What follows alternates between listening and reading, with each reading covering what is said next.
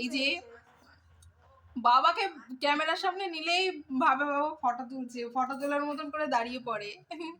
কথা বলো, নড়চড়ো, বলো হাই। ভালো আছে তো?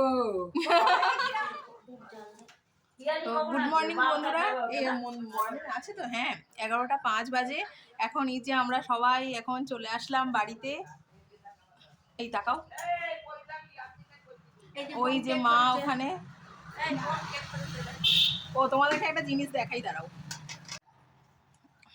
আমার বোন কালকে কেক বানিয়েছে, একদম হোমমেড এগলেস কেক।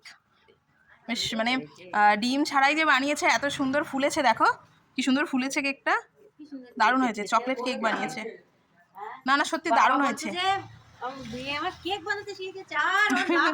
ধরো।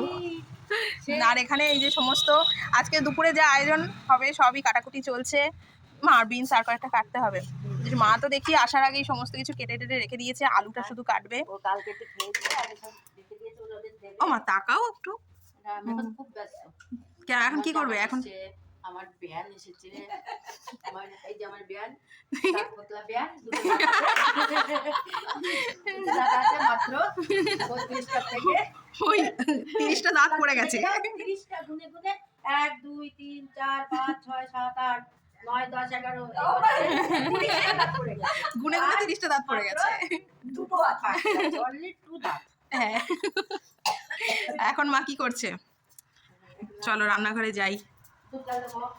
ও এখন চা হবে, আর এই যে দুধ একদম পুরো ঘন ঘন করে দুধ চা।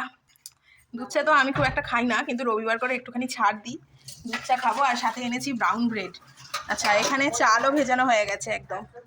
তো চলো, এই আমি এখনো ড্রেসপত্র কিছুই চেঞ্জ করে নিয়ে তারপর তোমাদের সাথে পরে আবার ভিডিওতে আসছি, মানে পরে একটা অন্য ভিডিওতে শেয়ার করব যে কি কি আজকে রান্নাবান্না হচ্ছে, কি কি আয়োজন হচ্ছে, এইসব শেয়ার করব।